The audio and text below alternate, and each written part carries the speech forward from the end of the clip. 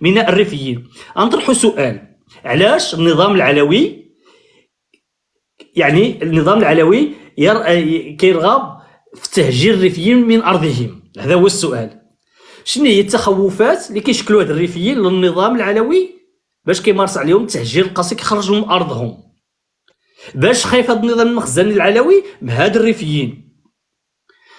علاش هاد النظام العلوي اقتل جميع المنابع ديال الاقتصاد ديال الريف؟ الصيد البحري، الفلاحه، القنب الهندي اللي هو الكيف، المعادن. علاش هاد النظام العلوي فرض الحصار السياحي على منطقه على بلاد الريف منذ 66 سنه؟ هي الحسيمه والناظور محاصرتين.